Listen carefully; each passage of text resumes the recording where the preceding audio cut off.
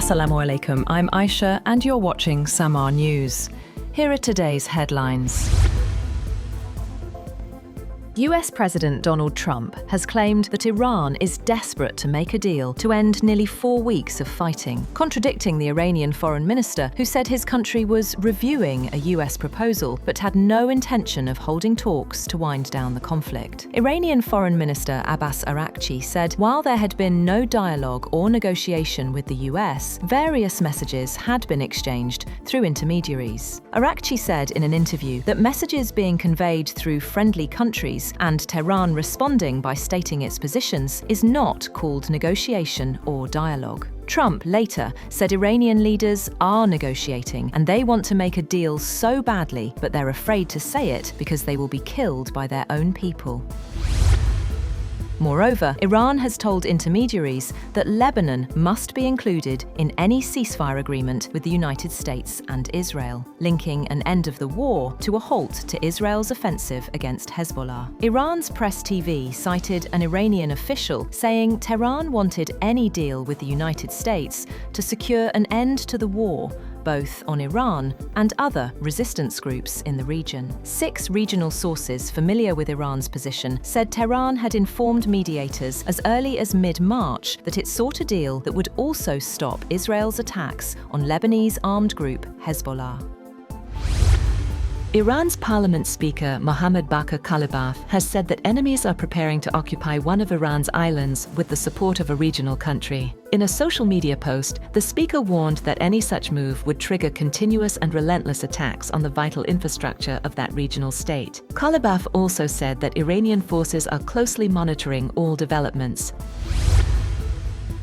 The United States has reportedly delivered a 15-point plan to Iran to end the ongoing Middle East conflict, with Pakistan's army chief acting as a key intermediary. Officials briefed on the plan say it addresses Iran's ballistic missile and nuclear programs, a halt to enrichment of nuclear material on Iranian soil, suspension of funding for regional proxy groups, establishment of a free maritime corridor in the Strait of Hormuz, and a potential ceasefire to allow detailed negotiations. Meanwhile, Iran has reportedly set its own conditions, including guarantees against future attacks, compensation for war-related losses, and full control over the Strait of Hormuz. Meanwhile, Iran has rejected the US proposal to end the ongoing conflict, calling the terms excessive. A senior official said Tehran will not allow Donald Trump to dictate the timing of the war's end. Pakistan delivered the proposal, with talks potentially hosted in Pakistan or Turkey. Iran says it will continue operations until its own conditions are met. Earlier, a senior Iranian official claimed that Pakistan delivered a proposal from the United States to Iran, and either Pakistan or Turkey could be venues for discussions to de-escalate the war in the Gulf. The comments were among the few signs that Tehran was willing to consider diplomatic proposals, despite having denied in public that it would negotiate with the administration of President Donald Trump. The Iranian source did not disclose details of the proposal passed on by Pakistan, or whether it was the same as a 15-point US proposal that has been reported by news outlets. The source said Turkey had also helped to end the war, and either Turkey or Pakistan was under consideration as the venue for such talks.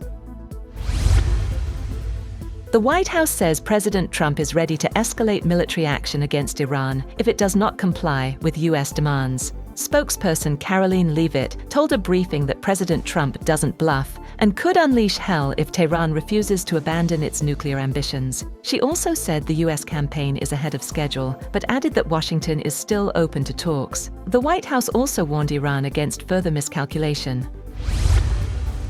A Los Angeles jury has found Meta and Alphabet's Google negligent for designing social media platforms that are harmful to young people in a $6 million verdict that will serve as a bellwether for numerous similar cases. The jury found Meta liable for $4.2 million in damages and Google for $1.8 million, small amounts for two of the world's most valuable companies with annual capital spending over $100 billion each. The Los Angeles trial is meant to serve as a bellwether or test case for the thousands of similar lawsuits consolidated in California state courts.